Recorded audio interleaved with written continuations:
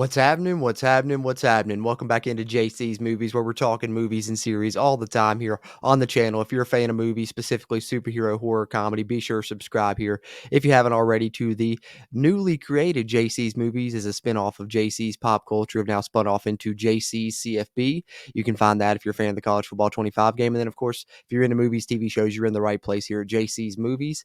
And we're going to get into a commentary for Eli Roth Thanksgiving today. That's the agenda here for this video. If you guys want to watch along with me, get your Blu-ray ready, get it up on Netflix. It's up on there right now if you're watching this on Thanksgiving Day, the day that I'm recording and releasing this commentary.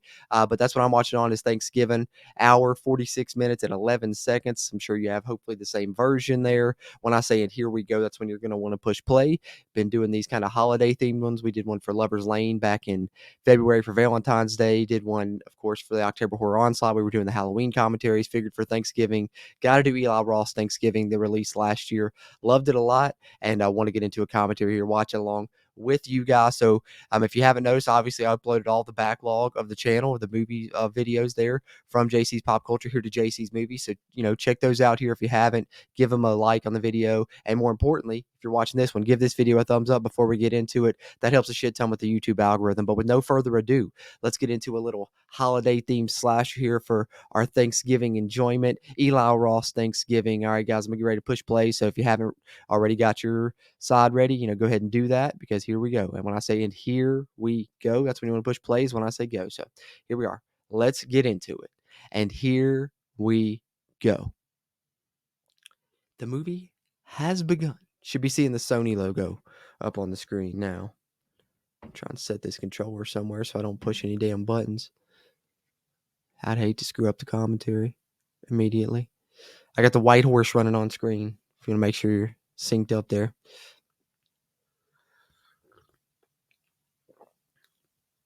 But happy Thanksgiving, guys, if you're watching this on the day that I released it. Watching Thanksgiving on Thanksgiving. Woke up early in the morning to knock this out. Was going to pre-record it yesterday before Thanksgiving, but I was like, I want to actually watch it on Thanksgiving. Of course, the wife wants to watch the Thanksgiving Day parade, so that means I'm watching this early, but it's all good. I'm up like 4 or 5 in the morning usually anyways. Spyglass. I think, aren't they doing they're the ones that have been doing the new Screams too, I believe. Nice cold open here, kind of reminiscent of like the Halloween. I love the nods, because in this movie, that's one thing that I really liked about it is you get nods to other slashers in this one as well. You can tell Eli Roth's a huge fan. This felt like so Halloween with that just its opening, 30 seconds or so right here. I never saw Grindhouse, by the way. I mean, I went and saw the trailer and stuff before, like when they announced this movie was coming out, and watched the Thanksgiving trailer from Quentin Tarantino's Grindhouse. But that's one of the few Tarantino movies that I've never seen. One of the very few. I'm a huge Tarantino fan.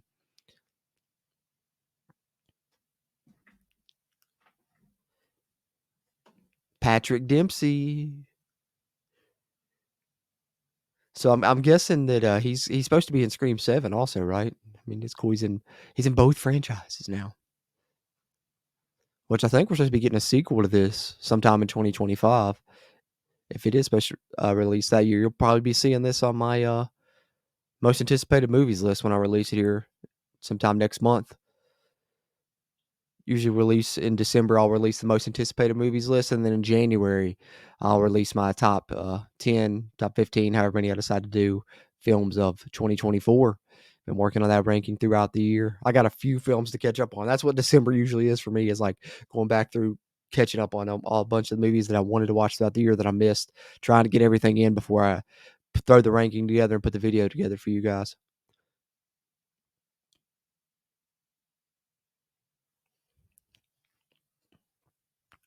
Dude, I swear they did a good job casting this movie. These people all feel like they're just people in like a slasher. To me, the reason I liked this, I know, some people had mixed feelings about it or whatever, but to me it felt like such a throwback to like the slashers that I grew up watching, the 90s slashers, the early 2000s. It really had that feel to it for me.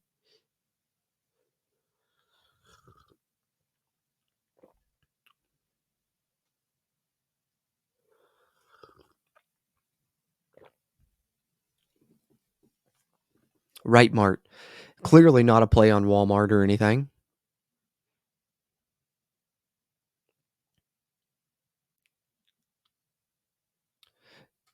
I don't even think he's supposed to stab it that deep in. Clearly a good shot for the movie. She said, "Suck my dick."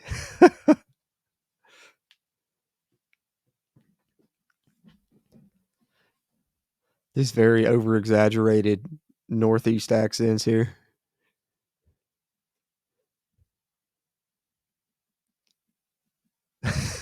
This man taking his Xanax. He's all stressed out and shit. I bet that's how it is, though. I don't think I've ever worked a retail store on Black Friday. It's probably fucking awful.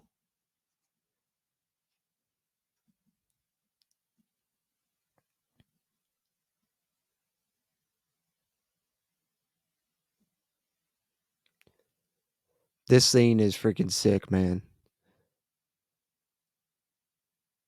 I'm gonna try and not talk too much spoilers because I don't know if somebody's watching it for the first time watch. I doubt it, but you might be. So I'm not gonna talk too many spoilers. But this scene coming up is fucking sick. Hell of an opening to this movie. And I was surprised when I looked up the runtime that it's like an hour and 45, I think, because it really went by super quick. I was thinking this thing was like 90 minutes or so, but it has really good pacing to it, I think.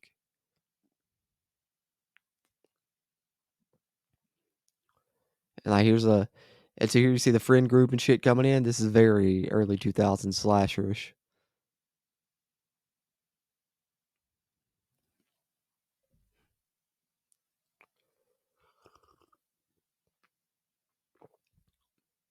I'm hoping this becomes like a yearly franchise. It's supposed to be a sequel. Let's see how many they can do, man. We need more slasher franchises.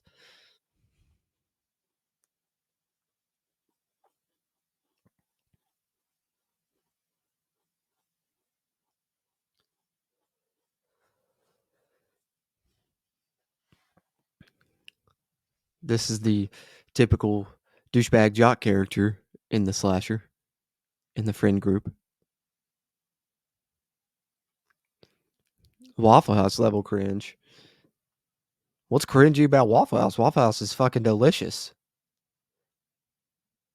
Who doesn't like Waffle House? I've never heard anyone talk shit about Waffle House.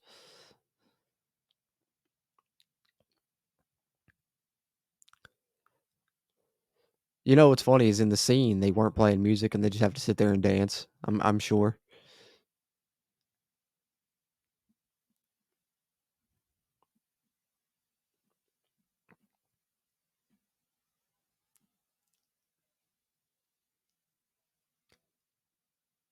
What just happened? Why'd they all just get hype about that? Say, look at this dude parking in a fucking handicap spot and shit.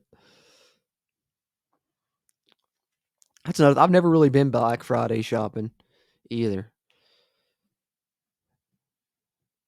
No, I guess it's not really as popular and as crazy as shit now as it used to be. A lot of people do it online, and a lot of the stores do like Black Friday sales for fucking all week, or some of them shit's been running already this month, like all month. So I don't know if it's as crazy as it used to be. It used to be fucking madness, as we're about to see showcased right here and shit.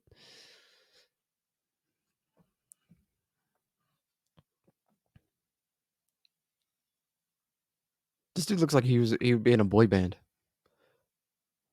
It's an NSYNC Backstreet Boys looking dude.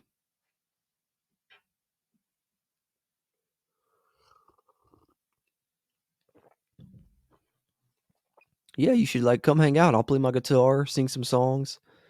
Be like, I want it that way. Sorry for singing, guys. I hope your ears aren't bleeding. But that's just what that guy will do. That's what he looks like. He looks like that type of dude to me.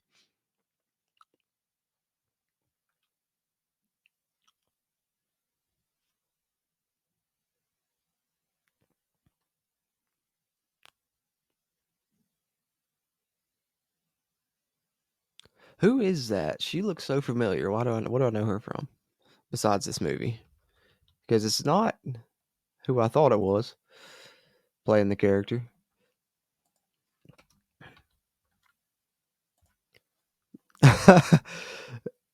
That's the dude I punched. That's how it really was in high school though, man. Just be like going at people. Gina Gershon, that's right. How did I not know that?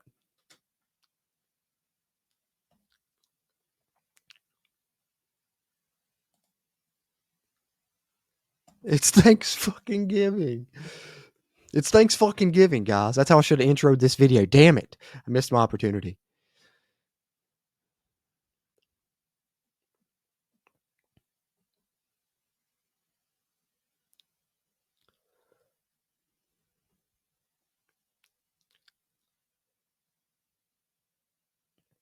Oh shit.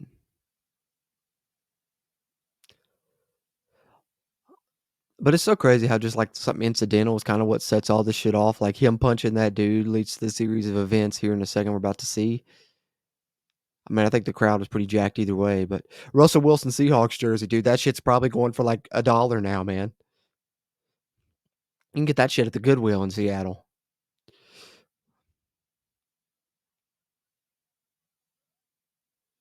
Now the Russell Wilson Steelers jersey, you're talking 100 plus right now. Yeah, see that fucking just fucked up the crowd even more. And this dude taunting this fucking guy.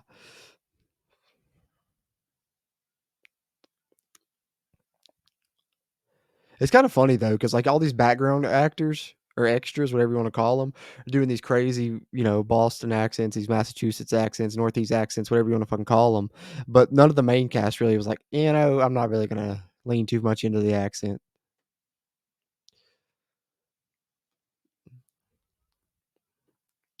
Get your fucking waffle irons,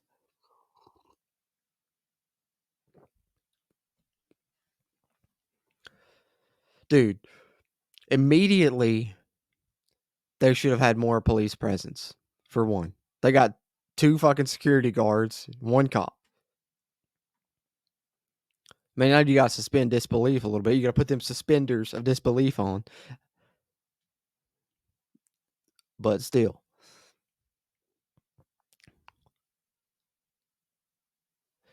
But motherfucker, if I open the door and then I'm gonna get crushed. That's what I'd have said.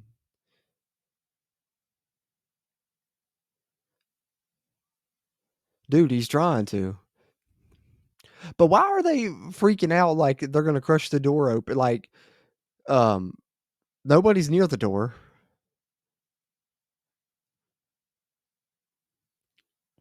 Oh, too late. Why did the glass crack when it was falling forward like it was breaking in? That make no sense. That's when I first saw the movie and I saw that. I was like, oh, this scene's about to go insane. This dude just got his fucking throat cut coming in the door over some fucking waffle irons. That's fucking ridiculous. I think that's why though, is because they wanted to make it the most trivial shit. Because obviously this is a parody of fucking, the real life Black Friday shit that goes on.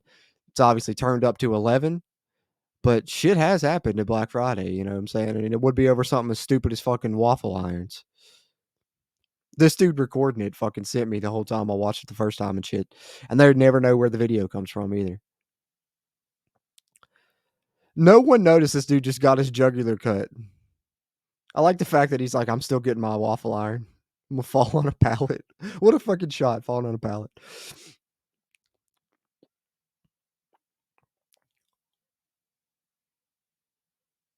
Dude, just pick her up. Why are you laying over top of her? Get her up. Oh no, the star pitcher, dude. That also doesn't make sense to me. I mean, obviously that's part of the story and shit. The star pitcher gets his fucking career fucked and everything. But why? She just took it out of the motherfucker's hands too. Like, what a fucking metaphor. But why would he be crawling across the ground? Why would he not just stand up and fucking walk? This was the gnarliest shit, dude. Because I saw her get hit with it, but I didn't even realize that her shit was still attached. And oh, dude, that's so fucking gnarly. Oh my god, it looked like a fucking pineapple when that skin came off underneath there. It looked like a damn outside of a pineapple before you cut it.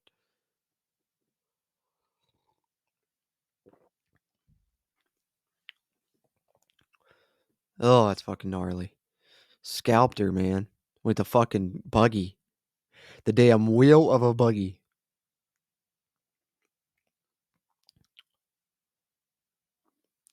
Talk about an opening scene, man.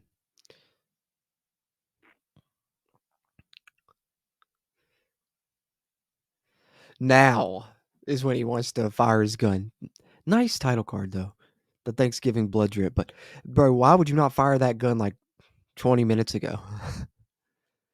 1 year later.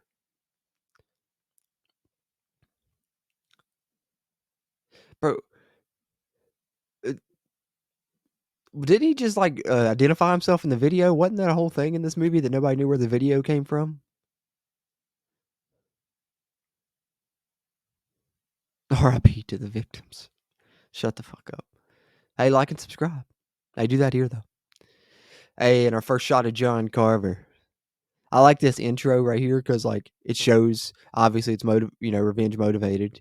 He's studying this shit, but also it's kind of reminiscent of like old slashers. Like the room that he's in reminded me of like when Freddy's making his glove in like the original Nightmare or whatever.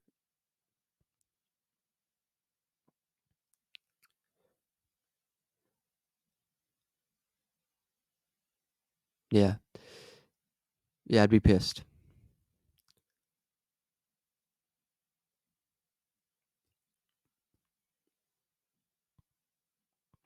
He was sweating like shit, wasn't he?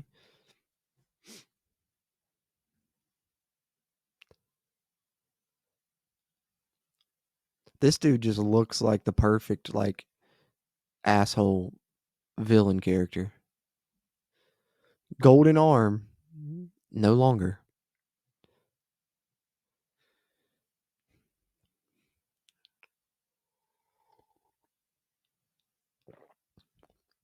Video uploaded by the Evanator. Dude, there's no way that no one knew it was him. Am I tripping, or is that not a storyline that everybody's like doesn't know where the video came from, and he denies that it's him?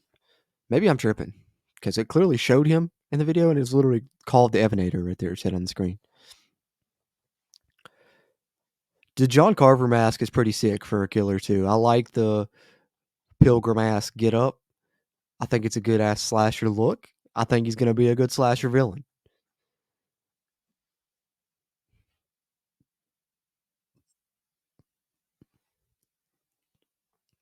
Capotane Diner.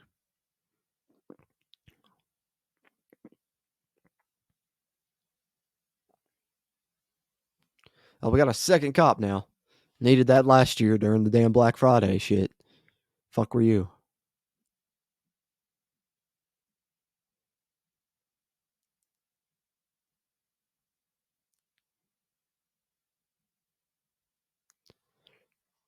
Oh yeah, a little backstory here on John Carver.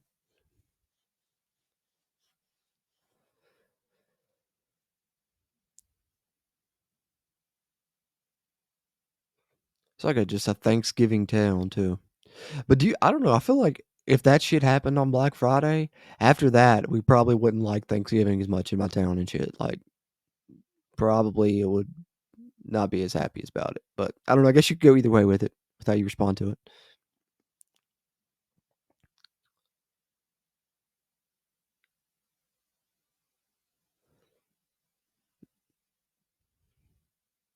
This dude is an asshole, but he's like so far over the top with it that it becomes like funny. It's like a parody of those type of characters from slasher movies almost.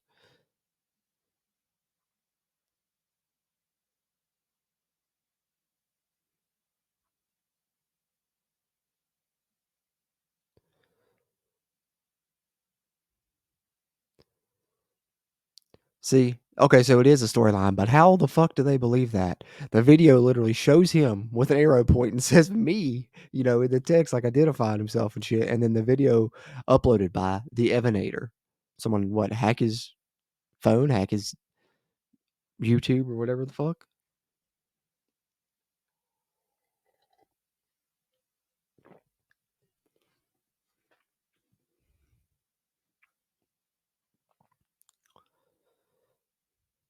See, they gave her the eggplant because it's a metaphor. It's a metaphor for what they've been doing in the bedroom. I don't know. I took it that way though.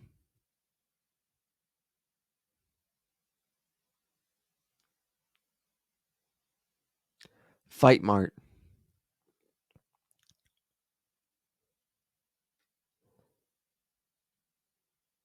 Dude's trying to shoot a commercial and shit on the 1 year anniversary.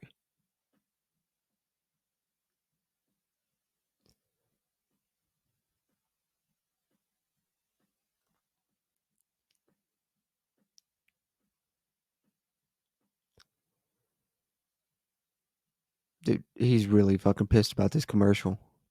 He doesn't give a fuck about the John Carver house. There's some character building right there to just show you this guy's an ass.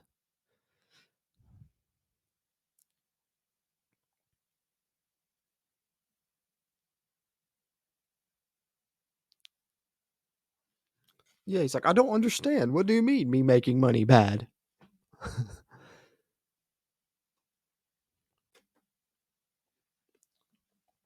Let's see. That's what I was gonna look up. Pull up the IMDb for this shit. You never know. Might need to reference this shit.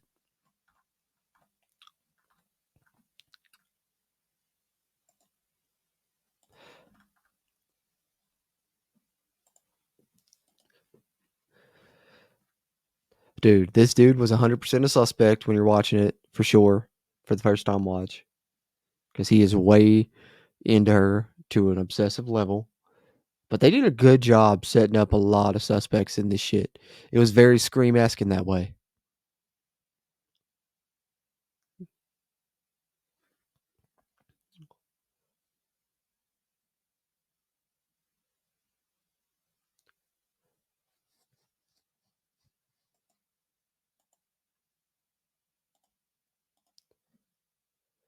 Okay.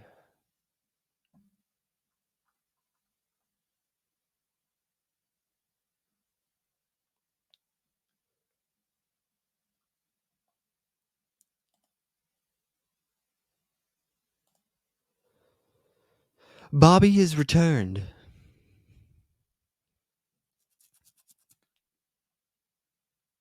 So Jeffrey and Dale helped him write this. He helped him write Cabin Fever, and he was helped write the trailer in Grindhouse. Of course, Eli Roth directed it, and he's back on for Thanksgiving too. Let's go to see what they got about Thanksgiving too. In development, all it says. Jessica's back. A couple other characters back. Don't want to give it away everybody that's going to survive, but if you've seen the movie, the survivors looks like they're all returning here by the cast they have listed right now, plus Addison Rae in the cast.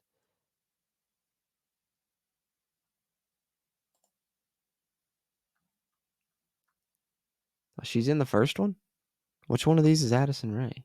Isn't that a singer? Pretty sure. I don't fucking know. Oh, okay, I get it. I see now. I see what's happening.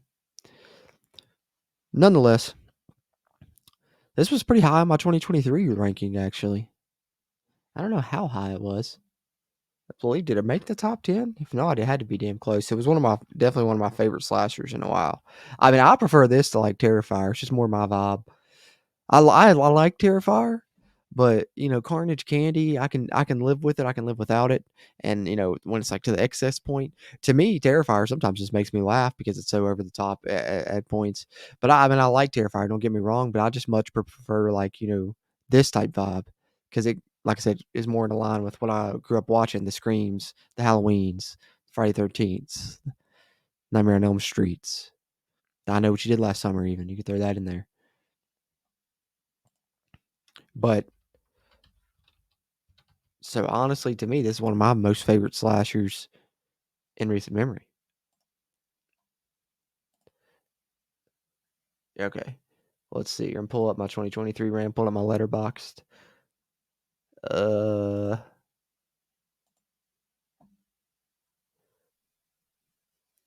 where's my 20? Yeah, it was number 11 actually. So it was just out of the top 10. Oh, I forgot. Totally Killer. Actually, I put Totally Killer at 10 and Thanksgiving at 11. Going back now, I might re-switch those. But I had three slashers right there in my 2023 ranking, but you can see a video for this ranking on the channel now. I've got it uploaded here to this channel now on JC's Movies, which be sure to subscribe, guys, if you haven't. Trying to build this channel up.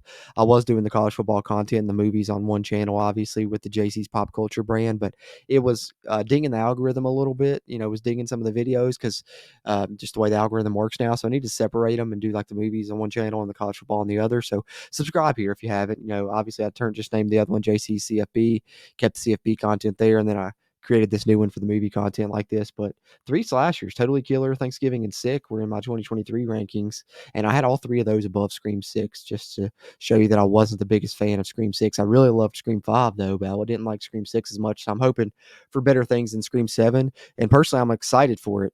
Oh, here we go. I'm excited for Scream 7 though because we're going away from the core 4 shit. I hated that. Not that those actors were bad or anything. I just thought the core 4 shit was kind of corny, and they kept saying that shit the whole movie. And everybody fucking kept surviving and coming back. Oh god, that would be awful, dude. Oh fuck, just stick your face to the side of the thing. Fucking A Christmas Story, the horror version. It's not your tongue, it's your face. So it's like peel your face off to get away. Dude, why would you lock yourself in somewhere? That's what I don't understand. Like people running and just go lock yourself. Like fucking go to an exit, dude. Get the fuck out of Dodge. Yeah, your face ain't recognized because half your skin's missing. That's a good little touch, nice little touch of this movie right there. That it doesn't recognize her face because her face is all jacked up now and shit. Bro, you really gonna go outside? Like he just left. Like he was like, I'll let her survive. Come on now. Come on now. But it wouldn't be a slasher movie if I wasn't being pissed at whoever was being chased by the killer. That's the way that shit works. So it makes it great. It's frustrating and beautiful at the same time.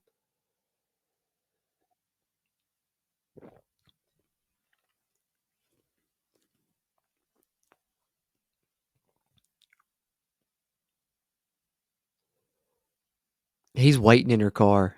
He had her keys. Oh shit. Now that's a good fucking twist that I've never seen a slasher movie do. Is have Wow, I forgot about that shit. The fucking dumpster chopped her in half. Holy shit. But I've never seen a slasher do that. Like the killer just take the person's keys and go wait outside. That's a nice little touch too.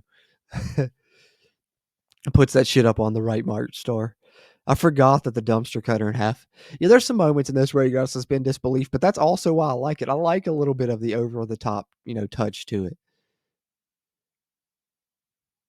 You gotta have a decent little balance of like comedy and horror to where you're like crossing the line into each a little bit. I really think that's a great touch for a slasher and for, a horror movie, especially nowadays where everything's kind of been done. It's probably one of my favorite slashers that's I think the most underrated in the past like 20 years is Behind the Mask, The Rise of Leslie Vernon. It does both really well. And it mixes found footage with like traditional style as well. You're watching like a found footage style for the first half and then boom, second, third half switches. But I thought this movie had a really good balance of both as well. It's like tongue in cheek at times because like it's like, hey, we know you know slasher movies. We know we're gonna have some fun with the people that know what's going on with it. But also at other times, it did do a good job of building the tension and not necessarily being scary. Because how much can these movies scare us anymore? But good tense moments.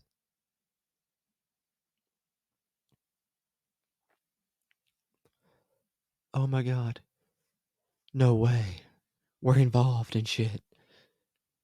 Look at that intestine. It looks like a fucking kielbasa. I'm not gonna eat kielbasa for a while now.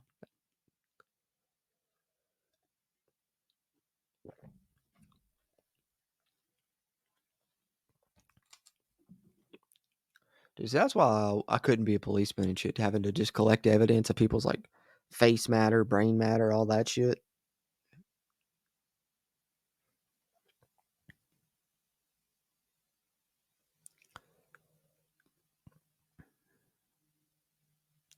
So obviously the new cop was a suspect as well because he was just new to the shit, man. Bobby, definitely they set up as a suspect because where he went AWOL, and then when he comes back, the killer starts popping up. I think Bobby is the biggest suspect, obviously, when you're watching this for the first time.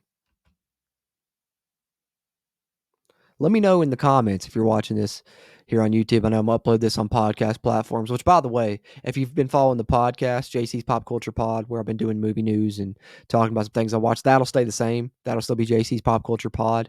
So you can find this on audio versions there. And I'll still, record episodes of the pod and put them up here on this channel as you've seen the backlog of the previous podcast episodes uploaded here on JC's Movies. But if you're watching on YouTube, throw it in the comments. Did you figure out the killer the first time you watched this? Did you know who it was? Who were your suspects, and were you right with your guess? Because I didn't guess it until I'd say probably midpoint, third act of the film. I finally started figuring out and put my finger on it of who it was. But let me know what you thought there. Appreciate those interactions always on the videos, man.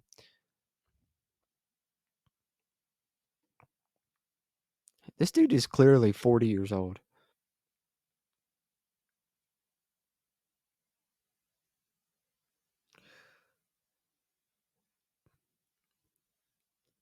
Oh, he's not a high school student. Okay. I thought this dude was supposed to be a high school student, dude. I was like, there's no fucking way. I mean, these people as high school students, questionable already. But him, no fucking chance.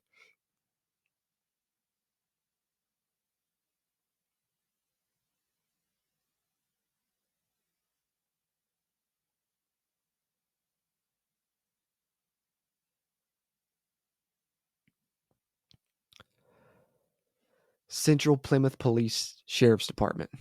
What the fuck? Aren't those two different things? The police department and the sheriff's department? They are where I live. The police department's like the town, and then the sheriff's department's like the county. Why are they both all in one there?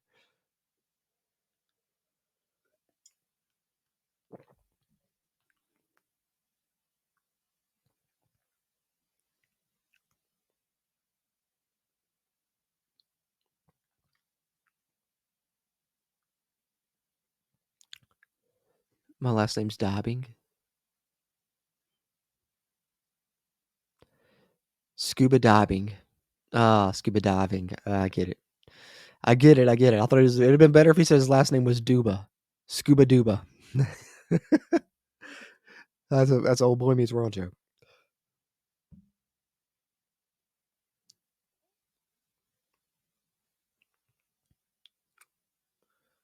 My folks are waking up, texting me Happy Thanksgiving. If you're wondering why I'm got my head down, sending a text really quickly. If you're watching me, hopefully you're not paying attention to this screen too much. So hopefully you got the movie up on yours, and you just got me playing on an earbud or something. That's typically how I do my commentaries anyway.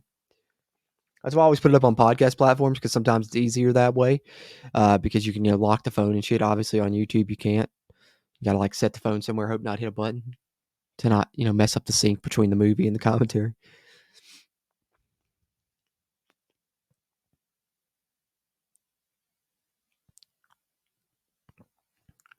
It's always super awkward. Somebody you used to date and you're not dating anymore and you haven't seen them in a long time, and it's like weird.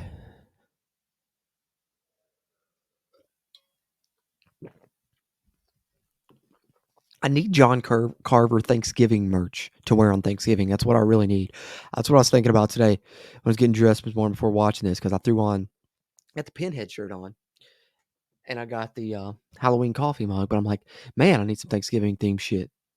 Hey, I got the channel, a little background decorated for the holidays a little bit. I'm gonna start doing some holiday themed videos, a little bit of horror, a little bit of non-horror. Obviously we'll get some Christmas movies. Might do a Christmas movie ranking at some point, but I want to do some holiday slashers are my favorite as well. So we'll be doing some Silent Night, Deadly Night, some maybe a little Black Christmas, of course, one of my all-time favorite slashers anyways. Maybe those 6 Black Christmas. We'll get into some stuff here throughout the month of December. So stay tuned for that on the channel. Some reviews, some commentaries, mix them both in. All that good stuff. But got the Santa hat on Michael in the background. Got a little tiny little Christmas tree up in the background. Trying to keep it festive. Keep it festive here on the channel.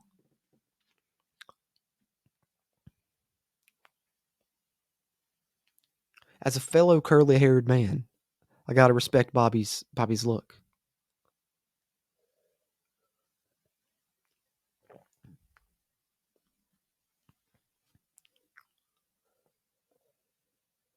Yeah, get the backup footage, dude.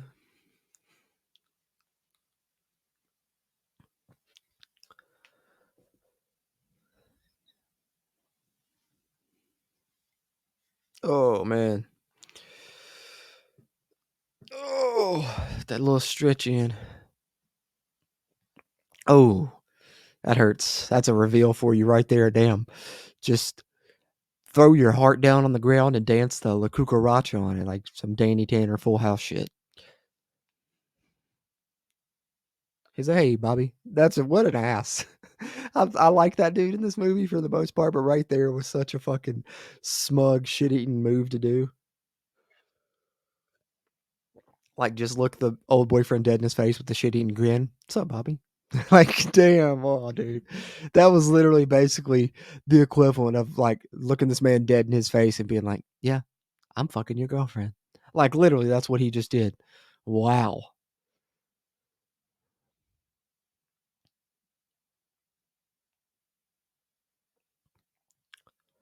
John Carver.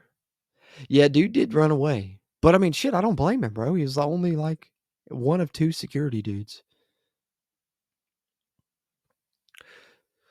So I'm guessing like soon as people saw that people were dying that were associated with this shit, or maybe it was like the body on top of the right mart. People were like, "I'm getting the fuck out of Dodge because this dude's planning on it." Why is this TV so tiny? That looks like the like 19-inch TV I had back in like circa 2007, 2008 when I was like in high school living with my parents. But I did have one. I can't remember what brand that shit was. Oh man, that picture was crisp on that little fucker.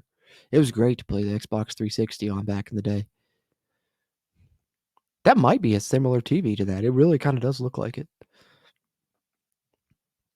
but I don't think it's the same brand. That looks like Panasonic. I think that one I had might have been Memorex or it was some shit. I don't know. Picture was crisp though, dog. Crisp little clean picture back in them 1080p LED days. That's another Xbox 360 underrated. Like still one of the best console experiences because you could have your friends all in a party and y'all would watch a Netflix movie and you'd have like your little avatars in there all watching the movie together and shit. Why would they ever get rid of that? I'm at PlayStation now. I got the PS5. Obviously, you guys that watch the JCCFP channel know that. But man, 360 was the shit for that. Uh oh, we got a death scene coming, guys. Been getting suspended a couple times this year for getting a little too crazy with the stick. That's what it made me think of when he picked that bat up. It's like reminiscent of that Halloween H2O scene to me, just because that he's got a fucking tub of roast beef on the fucking thing, or is that just some Tupperware? I think it's just some Tupperware with shit in it.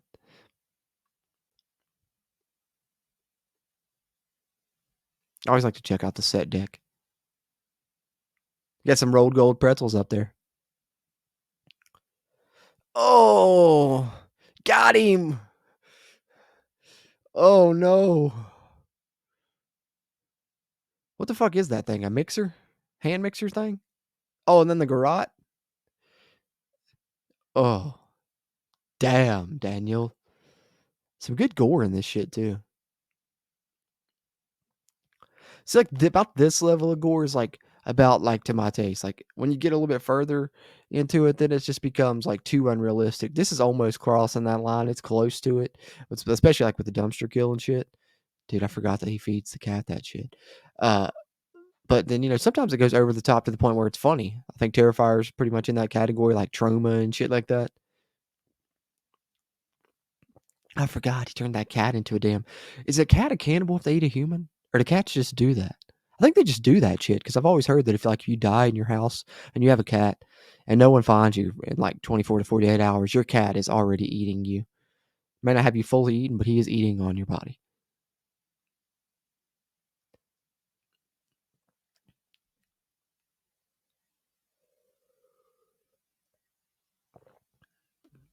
I should have got a second coffee cup. What was I thinking? That's a good prop. It's a good head sculpt. It looks hella realistic. Like, look at the skin. Look at the detail on that. Looks good. Looks really good. Because a lot of times you see those dead bodies and slashers, and you're clearly like, okay, clearly a dummy. Obviously, that's just a dummy. But those look damn good. They even had a little close up on it. They did a nice job. Good job on the effects there.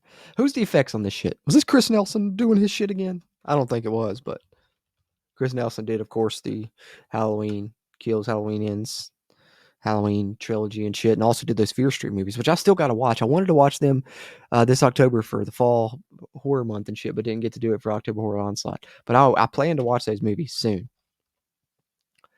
Let's see. Special effects. Let's see if we can find some crew here. I like to highlight some, people deserve their credit when shit looks good. They do. Where's the fucking crew? We got art direction by Karina Schmidt. Prosthetics makeup Joe Bodiali. Okay. Prosthetics makeup Jason Dietrich. Kayla Dobilis. Nice. Prosthetics head of department Steve Newburn. So he's big time responsible for that as well. Nice. Special makeup effects artist Adrian Stansfield. So, there's a bunch of other people that worked in there too, but they did a good job and shit on those effects. Indeed, they did. Indeed, they did.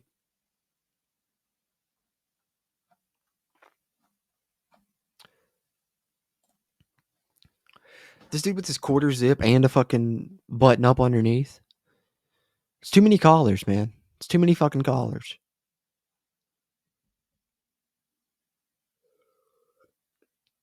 But I don't know. I've never been a fan of the double collar shit. Like, I'll wear a quarter zip, obviously with something underneath, but underneath, maybe just a t-shirt. If anything, the closest to that is like a turtleneck underneath. I would probably do that, but I just don't like the double collars. Like, what are you doing?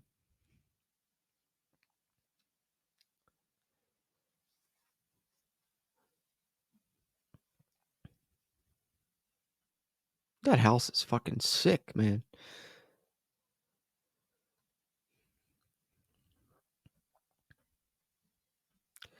So, no one has seen this, dude. Like, that's what they said, right? But he owns a towing business.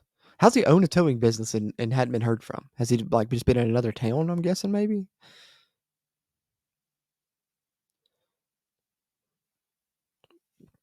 Larry or Lonnie or something. Oh yeah, let's just run through all our L names, guy. Good, nice help, Bobby. Yeah, exactly. Helped a ton.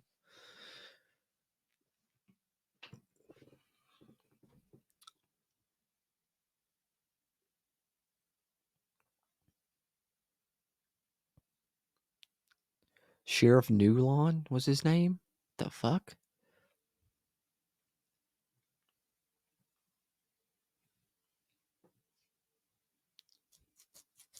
Yeah, that's what also made him super suspicious in this one.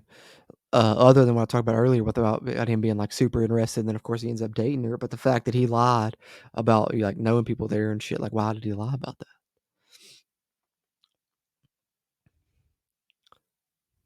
Be careful who you trust.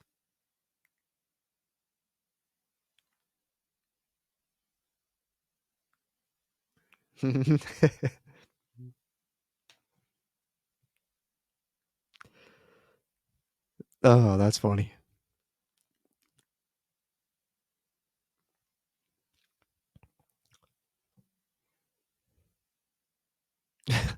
What the fuck? Why did they just make this dude have a random shot of his abs? I mean, shout out to that guy. Your abs literally got you pretty much cast in this movie and got you a SAG card because you got to talk there too.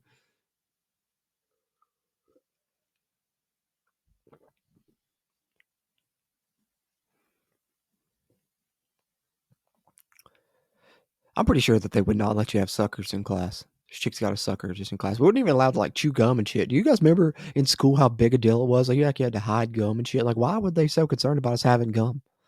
The fuck? It's like gum was like the equivalent of drugs when you were in school and shit. Much less food and drink in class and shit. He plagiarized her. What a fucking idiot.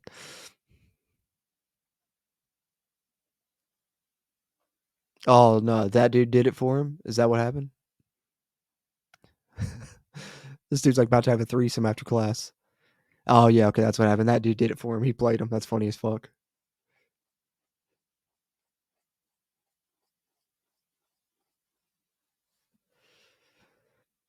Fucking Minkus in the class played him.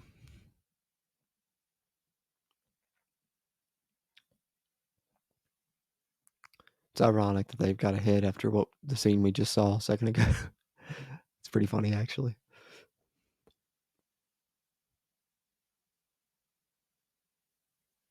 It doesn't make sense. He's too nice. Dude, every killer in history has known someone that said that.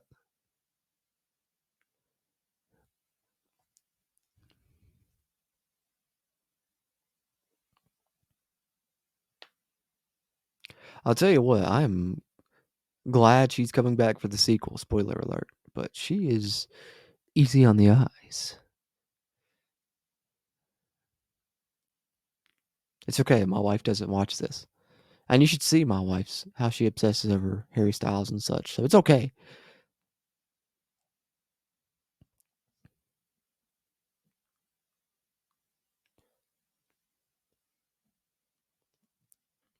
She's not the biggest fan of horror and as big of a fan of I am of it. It's one of the other reasons I had to start a channel, man. I'd like gotta talk to somebody, gotta chat with people about these horror movies and other movies that I enjoy that she doesn't like and shit. Got different tastes in comedy as well. But we do both enjoy the superhero movies at least. We've talked about maybe doing a little podcast with me and her doing like commentaries and reviews and shit at some point. So that maybe, stay tuned. Who knows? Something in the future, maybe on the channel here. Call it like his and hers. And, I think like we could alternate movies. She pick one, I pick one. We do commentaries for him. I think that'd be cool. Trying to see if I can get her into it. We'll see what happens. The fact that he's wearing that as well, obviously, they was trying to set him up clearly.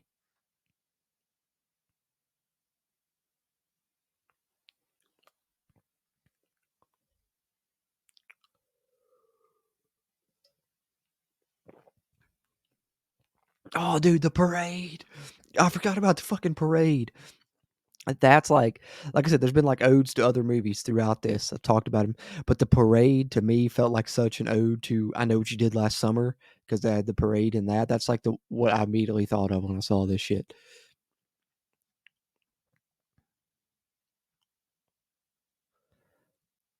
I'm a big fan of this movie. If I could go back and re-rank my 2023 list, I'd put it in the top 10, man. I would. I really liked Sick and I really liked Totally Killer both a lot. I mean, I'd have to rewatch them too to see if I would for sure, but I think this probably would be my number 10 if I re-ranked it. But I don't know. I did like Totally Killer a lot, but I enjoyed this movie. And it has franchise potential.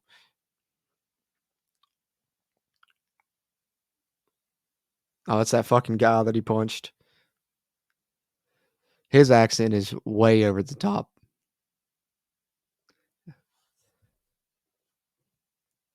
That's you landed on way too thick, man. But I like it. I like his character in this because he's just the fucking that asshole character. Like you hate these characters, but it's like you love to hate these characters in this one.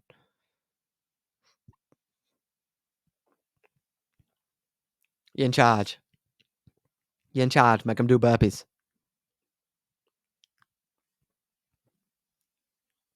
Nice hair on that fella. Oh, this scene. So I like that they played with people's expectations at times too because people had seen the trailer and some of the kills in the trailer and so they used some of that and stuff and referenced some of that, but then also, they're a little bit sleight of hand. Like you think something's gonna happen, something else might happen. But this is a pretty sweet scene.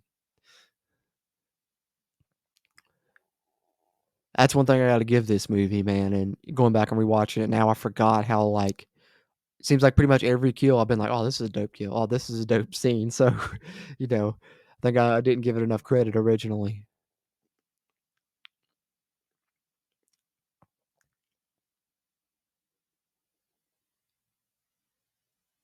Oh God, nobody was ready for that. I don't think initially, just to see that happen, dude. Holy shit, he had his head spun around fucking backwards. And then this is so I think in like the original trailer, if I remember right, it went upper Kanish, upper Kajanja. aubergine. But this one was even maybe more gnarly because you get the Achilles and then you're just getting stabbed every time you fall and there's nowhere to go because he's under the trampoline and you're just done for. Dude, this scene made me laugh the hardest the first time I watched this movie because he just runs away like, I'm gonna play the fucking game. He's like, what, you can't play football alone. He was so pissed that the game wasn't going on.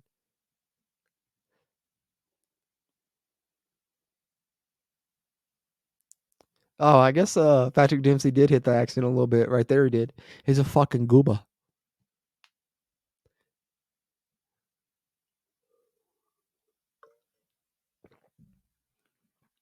But see, I like his a little bit more subtle. Barely even notice it except for occasionally.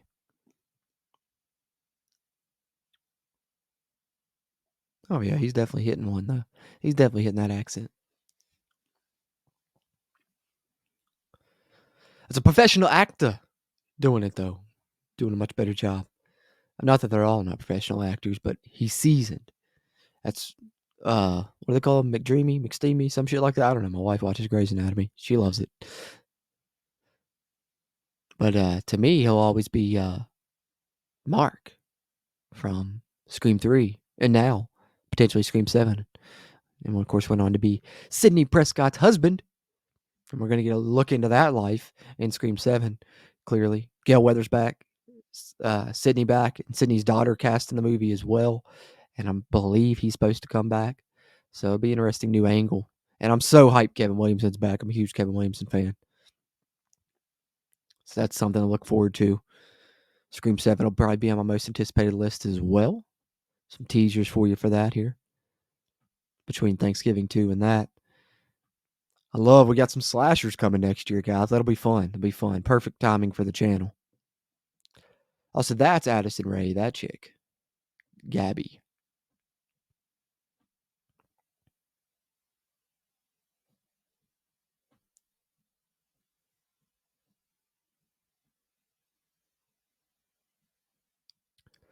Oh yeah, gappy vagina. That's all right. That's like a crude version of a dad joke. Gabby, gappy. People ever used to do that when y'all was in school? Just like call people gappy that were named Gabby. I would have hated to be named Gabby. That was always the thing, man. People always like made fun of people's names if it could rhyme with something or anything. Luckily, if you got a name that doesn't rhyme with much, you're in pretty good shape. Jordan is my first name, doesn't rhyme with much.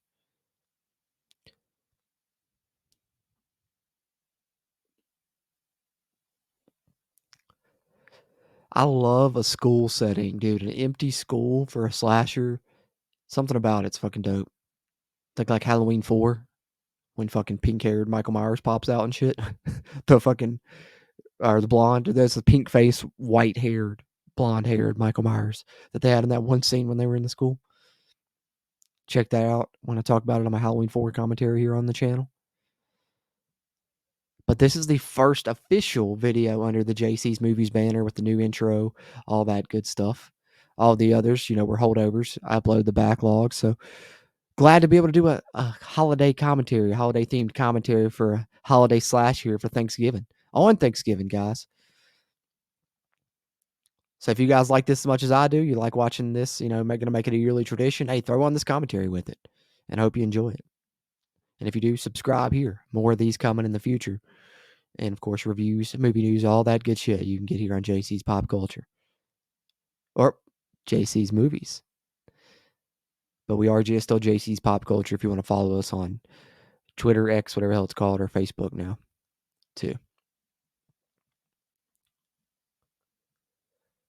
That's a good look, man. I'm telling you, for a slasher, look at him when he opens that door and comes in there. Nice look. Disembodied heads everywhere. Oh, shit.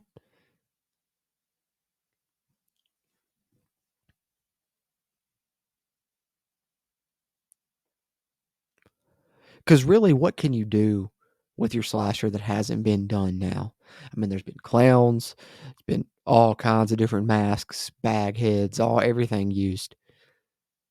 Really, but if you're going Thanksgiving, lean into it. Full out pilgrim look. John Carver. Create a character as well, which is smart. Is John Carver a real character as well? I think John Carver's an actual. Yeah, John Carver was one of the pilgrims who made the Mayflower voyage. Literally, that's a real dude, and that actually is what he looked like. I just looked him up. I thought that it was a little bit of basis in reality here, which is always cool too. Then, oh yeah, the one head with a body. He's never gonna know it's you. Uh-uh. It's where she fucked up. Yep, you're dead. JK. The hairspray becomes a weapon. Oh, you should have had a lighter, dude. You could have fucking flamethrower this shit. People used to do that shit all the time with the hairspray and the lighter back in the day. Dude, you could have burned this fucking shit up.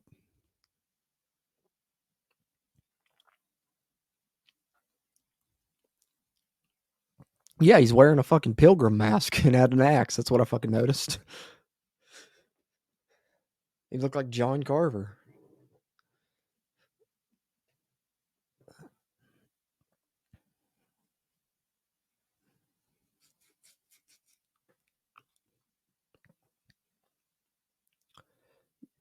Yeah, don't be sorry. I'm obviously not concerned.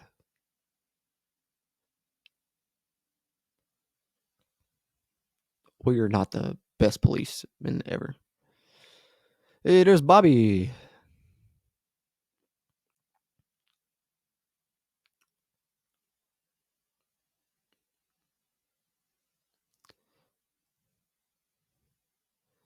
Yeah, here, I'm wearing Bobby's jacket. Oh, no, that was so slick. I didn't even notice that the first time I watched it. I don't think that he fucking knocked Bobby's jacket off of her.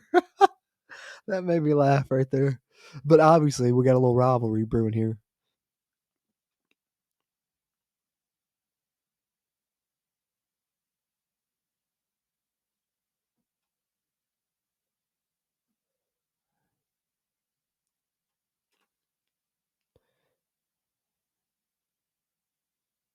They're buying Adderall, which that does track because we saw that security guard with Xanax, so could be potentially true.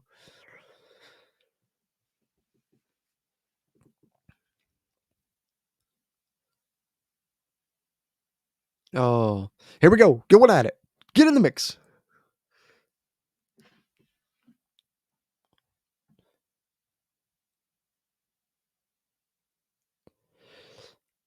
But this dude is kind of like a douchebag.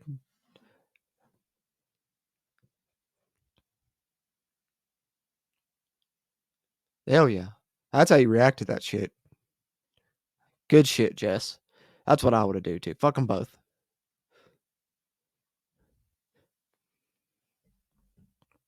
And this right here, I was super surprised to see, but also one of the coolest things and probably like most realistic things I've seen in a slasher movie.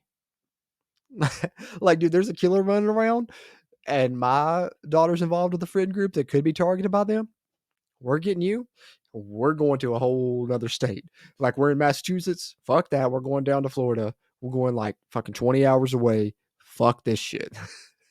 That's like the most realistic thing, and like that never happened. So I love that they threw that in here and shit.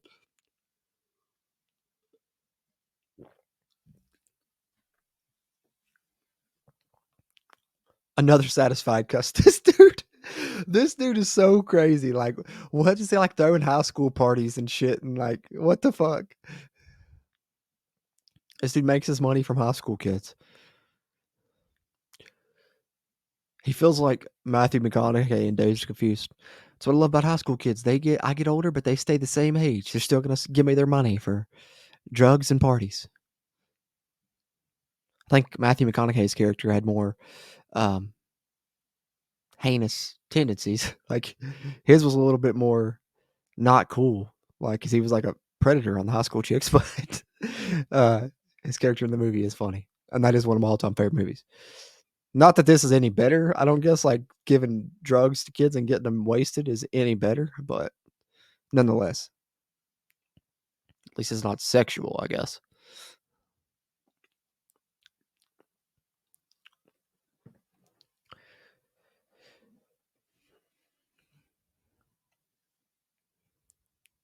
White Zinfandel. They look like they're fucking on shrooms or something. Not gonna lie, it's pretty close to how high school parties were. Usually they weren't ever that packed, like there was never that many people just standing in one room. But there usually was a room where people were just like smoking or like had done shrooms and were like watching movies and shit. And then there was always like the downstairs where the music was, the bongs were like you saw there, and usually people playing beer pong. That's the only thing that they're missing on this one is there was always beer pong. I mean, I don't know how it is today, but when I was in high school, damn near 20 years ago, 15 years ago, wasn't it? Damn, it was almost 15 years ago. I'm old as fuck.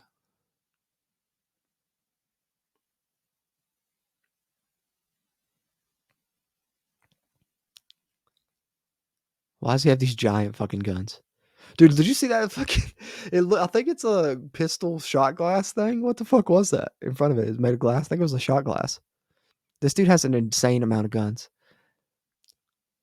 But there's 100% a dude like this in every small town. You know him or you know someone like him. I guarantee it.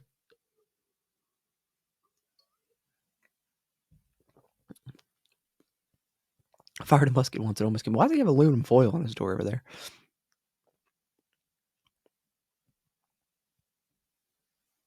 It's a tapestry with a giant middle finger on it.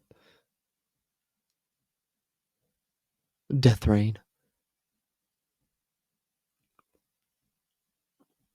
You always gotta love the fake movie posters.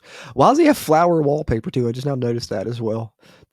Like so fucking 1980s, 1970s wallpaper. The blacklight poster. The Cruel looks like fucking Highlander or something. Or maybe He-Man.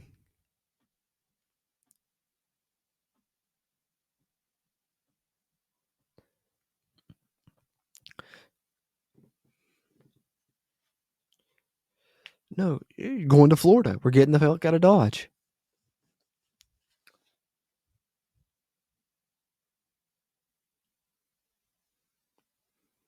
She's dressed like a character in Mean Girls.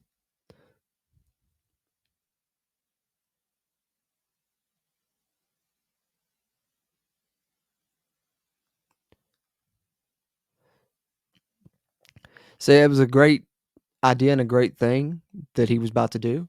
Obviously, not going to work out as we're seeing here, but still, I like the fact that they threw it in, that someone was actually making a smart decision, getting the fuck out of Dodge. Just a little bit too late. Done it, a day earlier, you might have been okay. Timing is everything. Because now John Carver's here, and you're all fucked.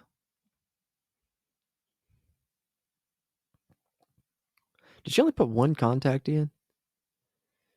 She's not going to be able to see out of her other eye? Or did she even put it in? No, it's just sitting there on her finger.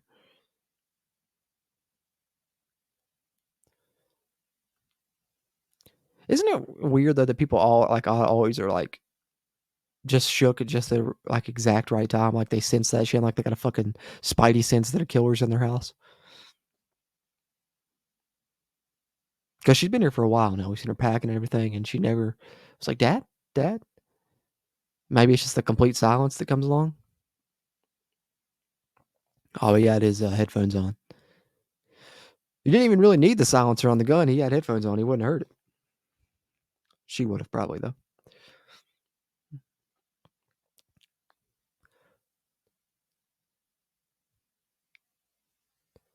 Get him, dude. This dude's a badass Russian dude. I thought he was gonna like murk him, but what are those tranquilizer darts? I thought it was a gun with a silencer, but I think those are darts. I just realized. Oh, was that not him standing right there? There's something right there around the corner, I thought. Oh no. Oh no. Not the Q-tip in the ears. Oh, I forgot about that he did the corn cob shit. That's innovative too. That's some shit you hadn't seen. And the fact that she was on FaceTime with them, that's fucking super sick. That's diabolical, next level shit by John Carver right there. What a fucking maniac. You're a fucking crude dude, John Carver. You're a sick son of a bitch. Now she can't hear shit. God, could you imagine, dude? Oh, fuck, that's gotta hurt. But I don't know why it's keeping her from fucking walking. Like, get the fuck up and run. I don't understand why she's not able to run. See, they're alive, I think. They're just knocked out, I'm pretty sure. I think that he just hit them with darts.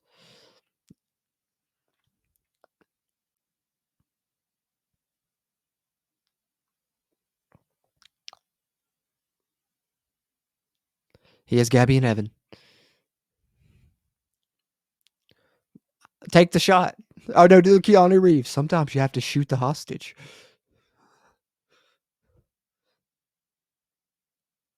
Fucking too late, dude. You fucked up. Oh, see, but the way she fell, like, I feel like she could have pushed herself off of that. I mean, I know that like it's cutting your hand up, but like it could have just got your hand and push yourself off, and you're not gonna die. But then she fell right onto it. God, so many more intestines in this movie. I've never eaten kielbasa again. Oh my gosh, the fuck, Jess? What do I do? That literally, I mean, you would be in shock. Like what? Like you don't do shit, bro. That's it. Damn. Damn, Daniel.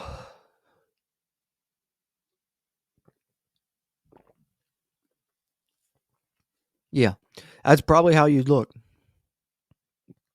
The way that he looks is how I'm gonna look after eating my Thanksgiving plate later. I'm sitting on the couch with my stomach full, just trying to keep my eyes open.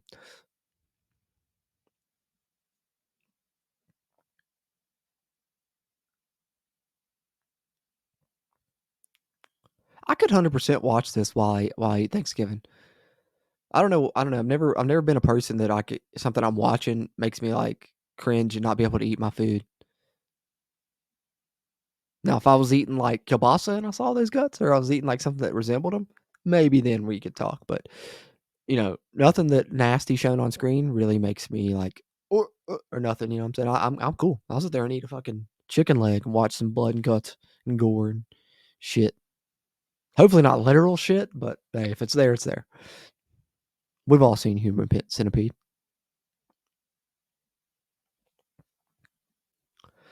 Oh, I'm closing the store. A year later, dude. A year too late. I love the way he really thought he put his foot down. I made a decision. It's final. Why is he bobbing his head like that and shit? That's the funniest thing I've seen in this movie. Just that little line and the way he delivered it. Well, y'all deserve to be fucking used as bait, quite frankly.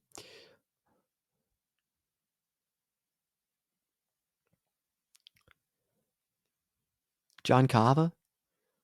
Do I feel like his accent has gotten thicker throughout the movie? Because I swear it wasn't there in the beginning.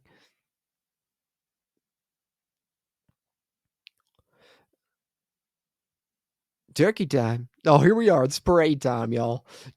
Let's get into it. Get it up, baby.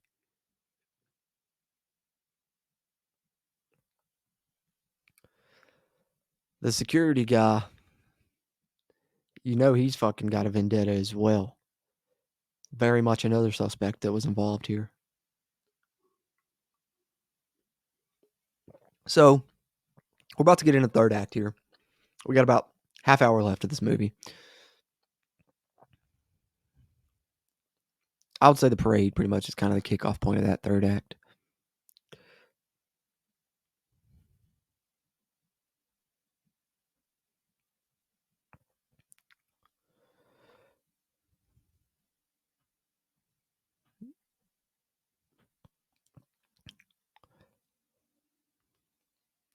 So, a Thanksgiving parade. That's how you know you got a town that loves Thanksgiving. But I guess Plymouth, Massachusetts probably does do shit like this. Why is he all of a sudden now like a fucking nice guy getting a fucking sentimental moment? The fuck?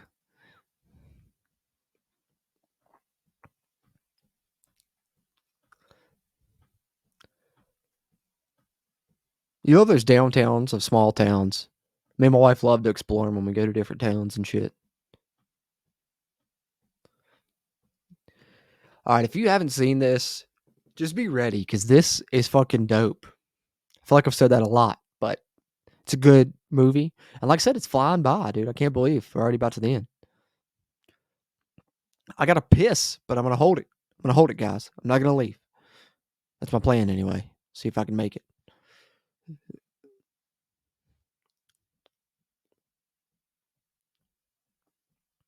Oh no, it's John Cava.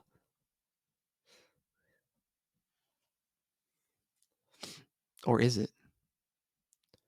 That's, like, the good thing too about, like, giving the killer the same getup that people in the town wear around this time, is that you always have that little element that you can use of people thinking it's the killer, but it's not the killer, and also, like, the killer can walk around and people never realize that it's the killer. Now, will that be the case in Thanksgiving too now after this has already happened? We'll see, but you gotta think, in this town where John Carver was a real person, and of course, in our real life, he was a real person too, that people are probably always gonna have, that mask and, statues of him and shit like that, so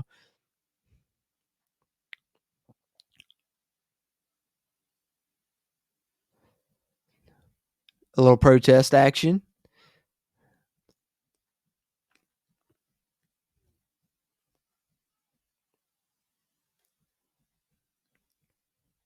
That doesn't make that big of a statement, but hey, at least you're doing something, guy. I feel you. I'd do some shit too, man. Fucking made you go out there, you know, work and shit at the store, and your wife gets killed. Not only does your wife get killed, but she was having an affair. Spoiler alert. You'll find that out here in a bit. Which I guess he doesn't know that part yet, I don't think, but nonetheless. Dude, that caught me so off fucking guard when I was watching this shit that he cut the turkey's head off just randomly out of nowhere with a fucking axe. And because it's not, what I'm saying, it's not John Carver, it's a fucking clown or whatever, dude. That was such a nice, interesting twist right there that caught me off guard. And then this happens. What? Dude, this fucking whatever part that is called of the boat just fucking stabs somebody through the back. Insane. That's got to be. I think that's my favorite kill of the movie because it just came out of nowhere. This parade scene, especially with that second kill, like the first one comes out of nowhere already with him, just chopping the fucking turkey's head off unexpectedly, and then the boat thing coming through, the parade float killing the dude, death via parade float. Didn't see that coming either. So that one's way up there. And then he gets all of them to the dinner table. It works out for him. What a plan. I love it when a plan comes together.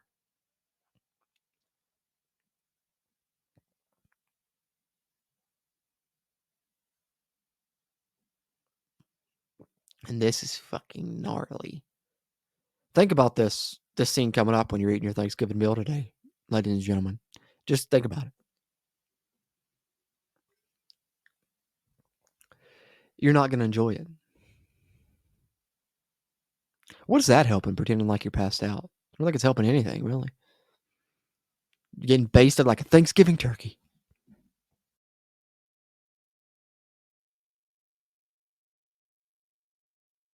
It just makes me think of that scene from Liar Liar. She stuffed it like a Thanksgiving turkey. Blah, blah.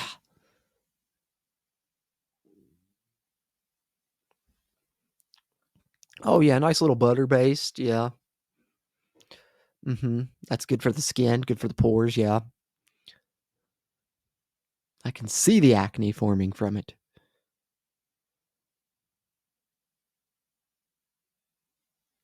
They got vegetables and parsley and shit surrounding her. Oh yeah, a little Salt Bay action. Just he's got a grinder. Like to me, this is just like absurdist, like to the point where like you kind of got to laugh at this a little bit.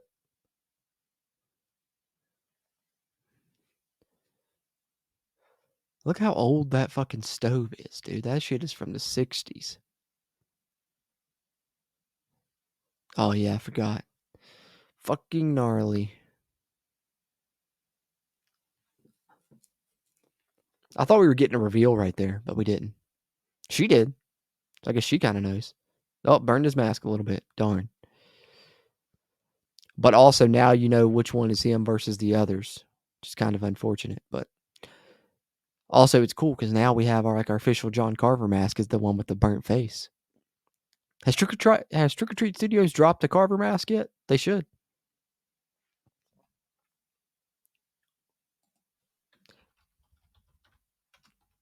Am I looking it up? Yes, I am.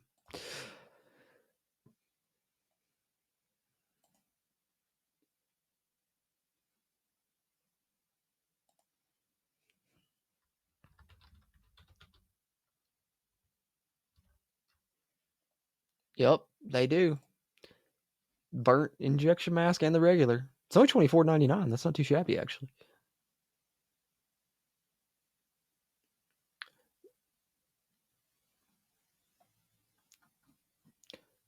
They do have the John Carver mask on Trick or Treat Studios if anyone's interested.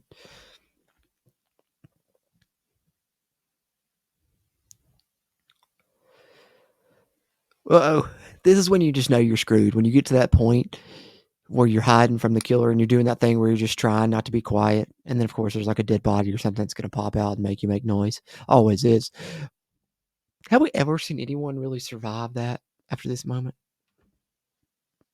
If you're not the final girl, and I'm sorry, lady, but you're not the final girl.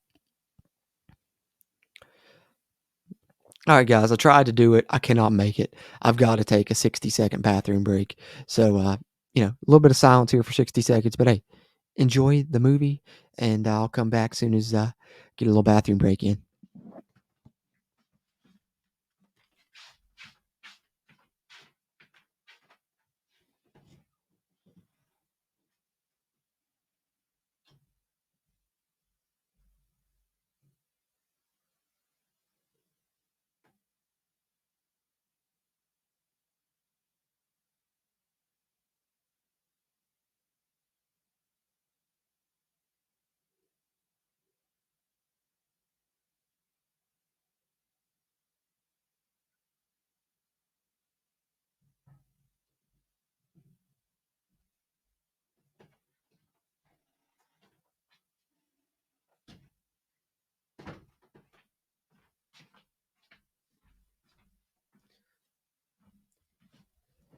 Back like I never left.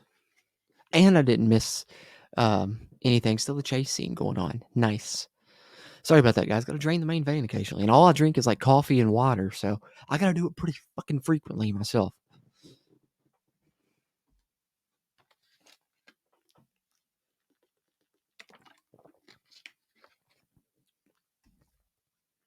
It's another dead body.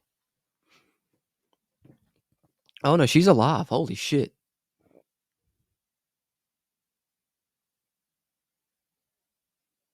Oh. How's she alive if she's in that fucking bag? Like, wouldn't she be suffocating?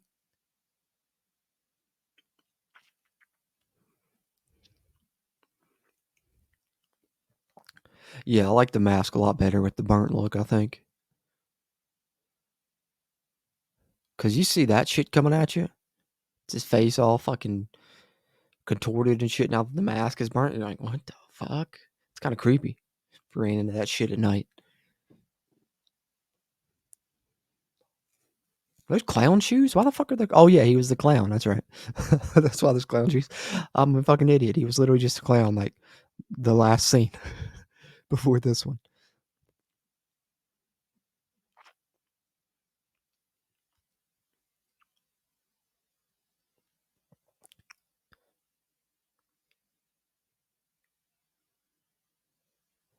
Dude, it would have been sick if he just stuck that shit right through the wall.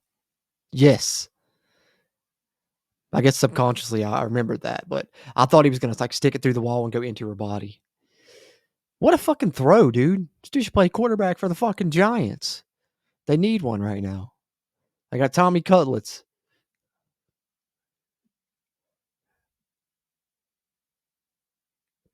Uh, dude, that would be the fucking worst. I forgot that he didn't kill her first. He put her in there alive. Oh no. That would be awful. It's not the best kill, but it's the worst death of the movie. That's awful. You're already dead. You're in there and it's on. You're already dead.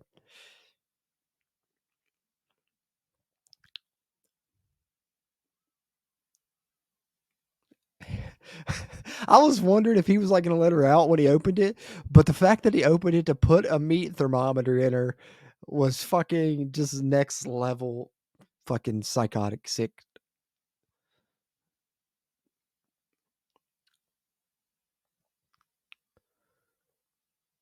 This is fucking gnarly too. God, I bet that would smell awful. Oh, he's just got extras, so he's not wearing the burnt one now. Okay, no, I forgot about that, so obviously he won't stick out. He doesn't need to. Good touch. You know when they put that in there, that you had to get the little at the end, you had to throw it. If you're not gonna put that in there and not use it.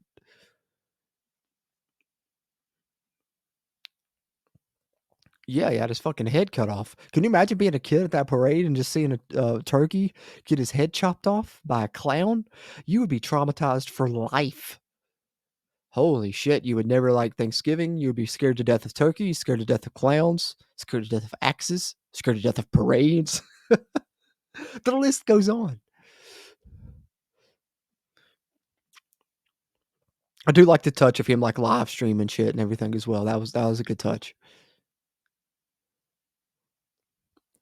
Because that's always like the issue with making a slasher today. You either have to find a way to get like people's cell phones to where they don't have signal, where they don't work, where they're dead. Because not it's just such an easy thing for them to, call the police, call whatever. But also you can go the other way with it where you like embrace that technology and use it in your plot. And I like the fact that they did that here with live streaming and phones and shit and utilizing them.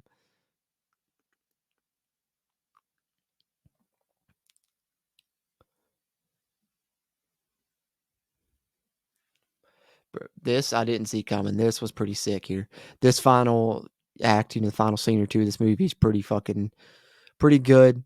This is about the time that I figured it out, was probably around this scene or a little bit after who the killer was. But I think it's pretty crazy that they put that lady in the oven, not just to kill her, but literally to feed her to people. Like, what? It's insane. Spoiler alert, but you're about to find out anyway. So, sending in the SWAT team.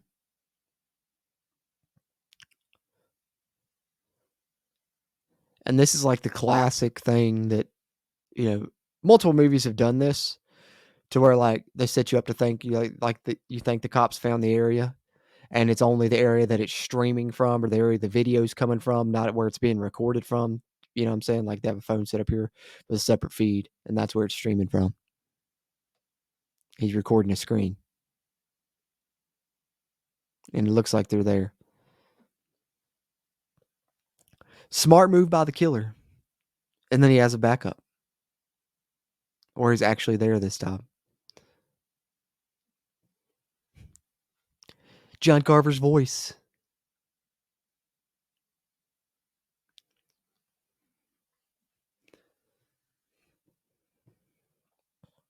Oh yeah, he'd freak the fuck out. I mean, she would too. That's so gnarly. Would that happen though? I don't feel like that would happen. Like, cause wouldn't your skin burn off for one? She's been cooking all day. I'm sorry, I got a terrible sense of humor.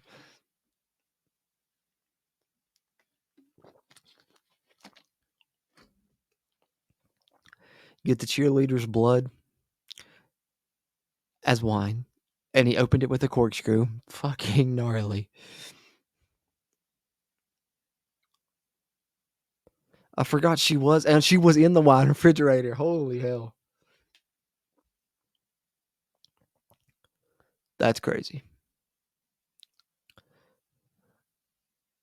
But that's why I like rewatching. You pick stuff up sometimes that you didn't pick up the first time because your first watch through, you're just kind of taking everything in.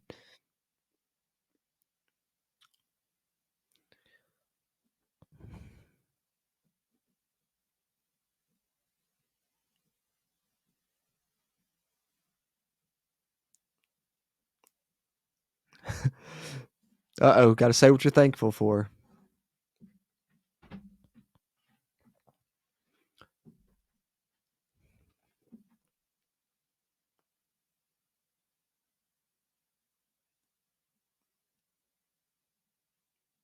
Oh shit, Evan.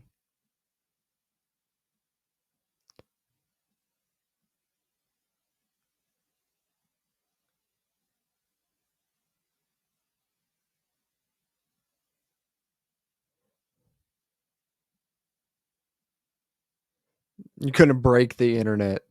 Oh, the puns are crazy, man. That's one thing though, man. You got a killer and he finally does talk, you gotta have some, crazy puns and shit.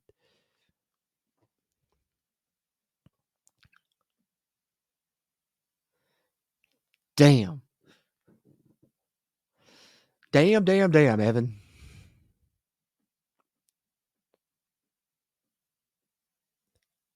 So, and that's what's crazy is people probably would watch this and think it's just like a production and shit. Think it's just all a show.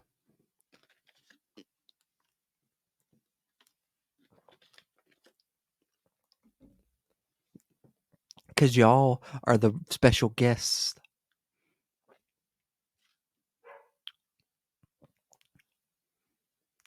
Yup. Like I said at the beginning, that's what kicked all that shit off.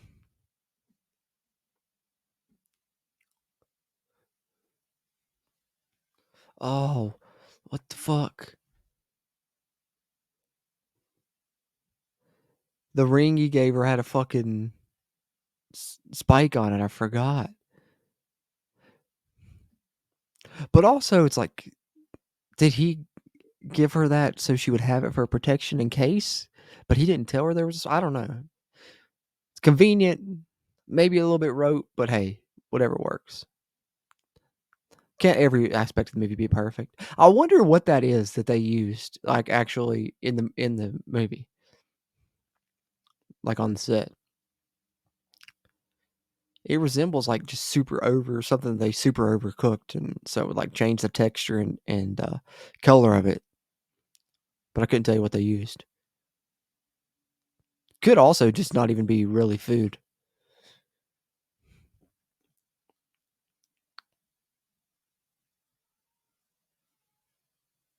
Scuba, good shit. Scuba diving.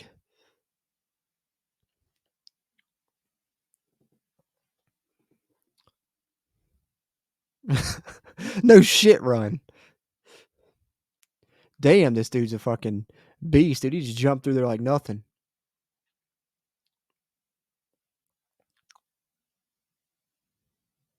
Oh, it's the Carver house.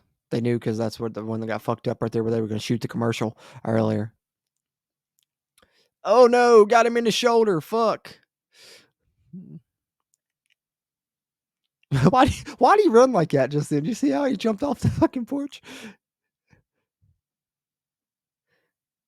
No, this dude probably got bear traps and shit out there. You would think he would, anyways.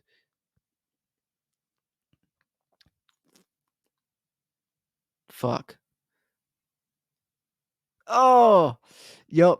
When you're the final girl, and when you're at the end of the movie in the third act, you got to break your ankle or you got to trip over a rock and be limping. You cannot be at full speed. You got to be like limping in some manner or fashion. It's a slasher movie rule.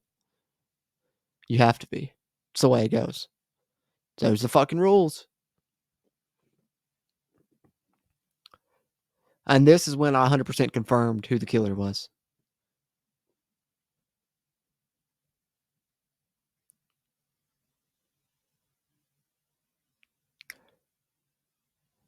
Did you have him on your suspect list? If so, looks like he's off of it now, doesn't it? Clever. And then you see John Carver going into the house.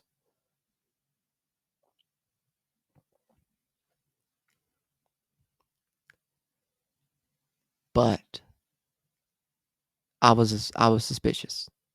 I had seen a lot of movies, and I had a feeling that this was a misdirection.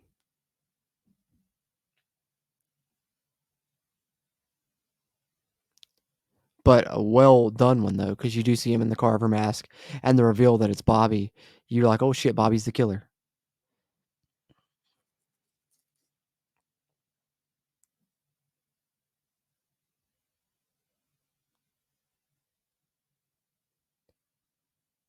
Because see, when he showed up that quick, I was like, wait a minute.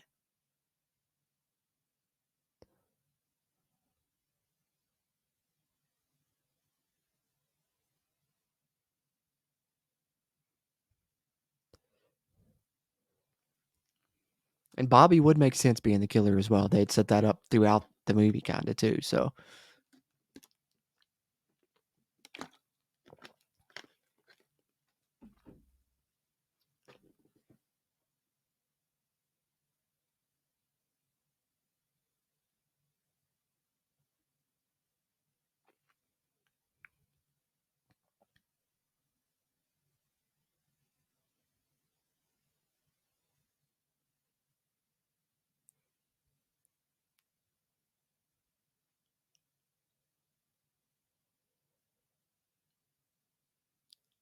how did that happen, though? How did it get the Bobby thing logged into the John Carver account?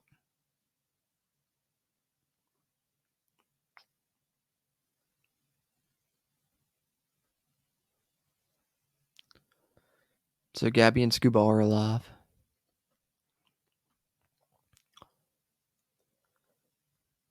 So they can return in the sequel.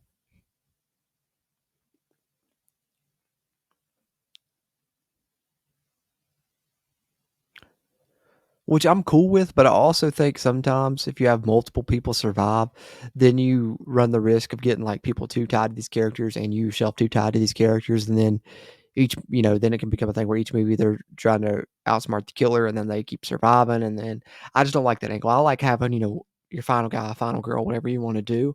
And then, maybe build a new cast around them. Or, I'd like to see a slasher movie get bold one day.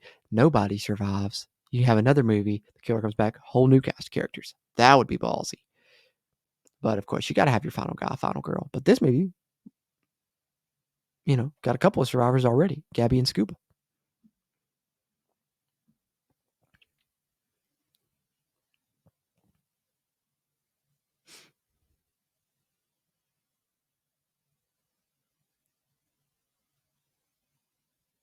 Why'd he miss the trash can?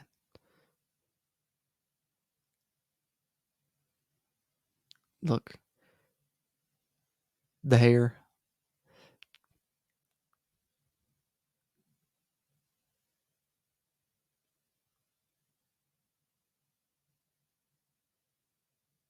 That's when she figured it out.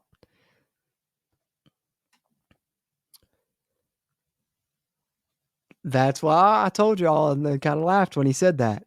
Because guess what? Fucking McDreamy, Steamy, Grey's Anatomy, Mark from Scream, Patrick Dempsey is about to be revealed. Now, did you guess this the first time you saw it? Be honest, and if you did at one point. I told you when I guessed it was when he popped back up after he was laying on the road. It was too convenient. And he just realized it too.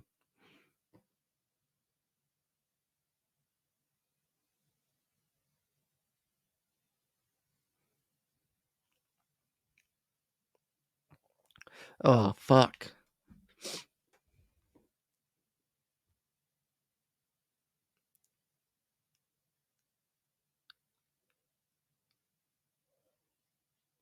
This is like kind of the equivalent of if Dewey was the killer in Scream almost. That's kind of what it felt like to me. But I also wondered if they was even going to reveal the killer. And then once they did, I wondered if they keep this franchise going, is it going to be somebody different being John Carver every time? I don't know. We'll have our answer here in a bit, though.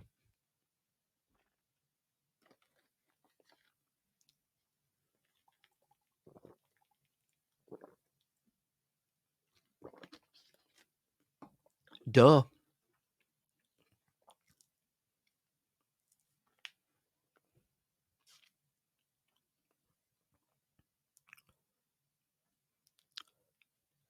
Because he was in love.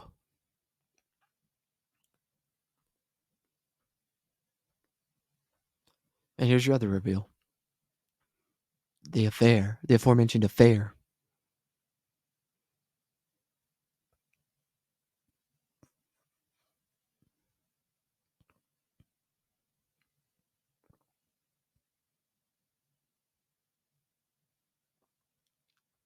Gina Gershon. Oh, yeah, she was pregnant, too. Forgot about that reveal. Totally forgot about that one.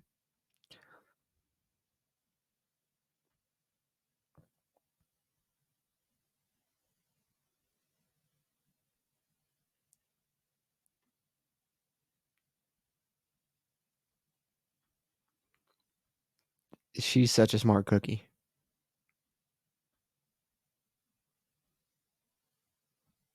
The service in here. You've been live the whole time on the John Carver account that you logged into Bobby's phone with.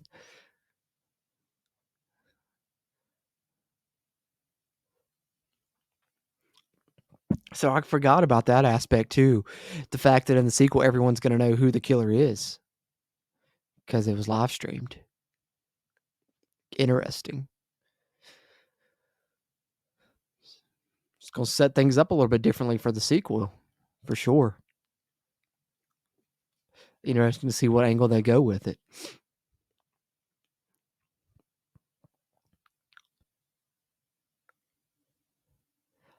This is when we get some dope ass lines from Patrick Dempsey.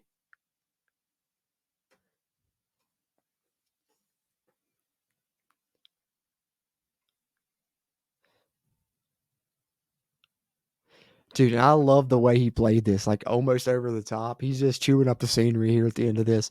And him as a villain's pretty fucking sweet. No leftovers.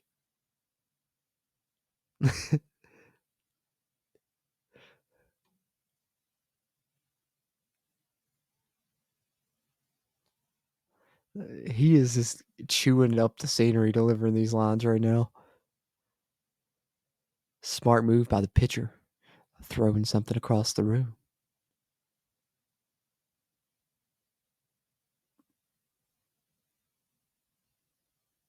Oh, she opened up the propane.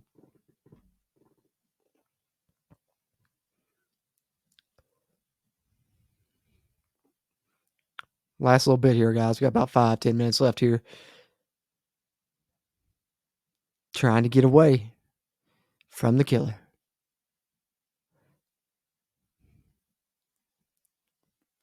That's always adds another aspect too when the killer's a cop, because it's like, are they gonna believe, you or him?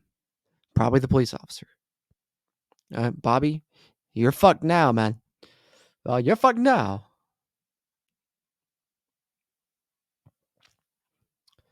Damn, she's strong. She's strong to be able to stop that shit. Oh fuck! I'm not on a hurt ankle. Good job, Bobby. You made it through, buddy.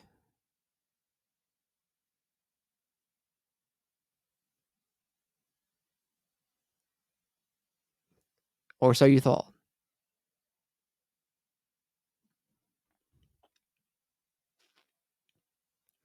Damn, that cable wasn't snapping either. That's a fucking sturdy ass cable.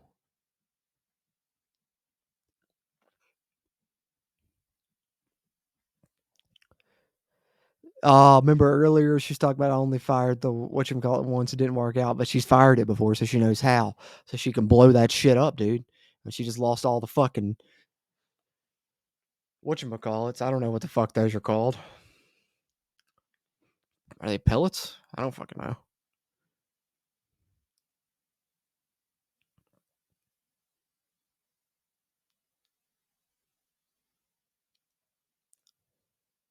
Hey, bring that no leftovers line back. Smart. So how did they get out though? I guess when that burnt up, it burnt up the cable too, and they were able to snap it and get away. Then that's what I presume. But as we see here, I don't think that we see the body of Patrick Dempsey. So I'm guessing he's going to be back on Thanksgiving too as the killer again, and it's not going to be like the Scream type vibe where somebody else is the killer. That's what I'm thinking. And also we got Bobby alive, we got Jessica alive, we got fucking uh, arguable douchebag Ryan alive. We got Gabby and Scuba. So a good bit of the cast coming back too. Oh, and drug dealer guy can come back too if he wants. Want to bring him back in.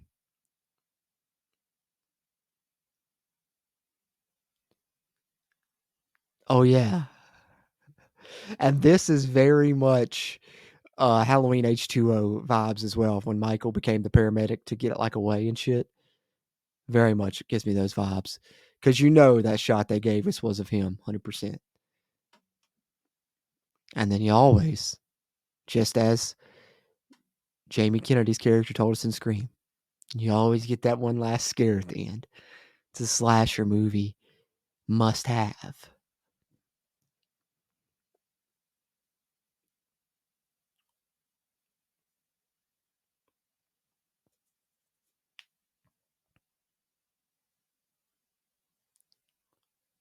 Well, usually I'm just a little bit traumatized from everything I've been through, so I get up at the night thinking people are coming after me. I thought that was real when it happened. I was like, "Why the fuck is he on fire?" But, nice little dream sequence to end it, but also teases us for the future. And there it is. Dope ass credits. Get a little needle drop. And there it is, guys. Thanksgiving on Thanksgiving, recorded and released here. Thanksgiving 2024. I hope it's a great one for you and yours. Hope you all have a happy Thanksgiving. Get your belly all full and shit. Get all fat and sassy. But hopefully you take this in as well at some point and get to enjoy Thanksgiving watching it alongside my commentary here. Appreciate you guys. And like I said, if you would, just subscribe to the channel here. JC's Movies. Be talking movies a ton, movie news, series, all that good stuff, especially superhero comedy and horror. And just hit that thumbs up button. Give me a like before you head out. It helps a shit ton with the YouTube algorithm. Helps this video find more people. And like I said, I'm going to be getting more content up on this channel now moving forward. College football season about over. So on my other channel, Country Roads Webcast, I won't be covering WVU football anymore. I'll have more free time. So we'll be having a lot coming out here on JC's Movies. So just be on the lookout for that coming in the near future here on the channel. But enjoyed this commentary. Hope you have a happy Thanksgiving. Going to be plenty more coming here from me, JC, here on JC's Movies. But I appreciate you tuning into this one, and I will catch you on the next one.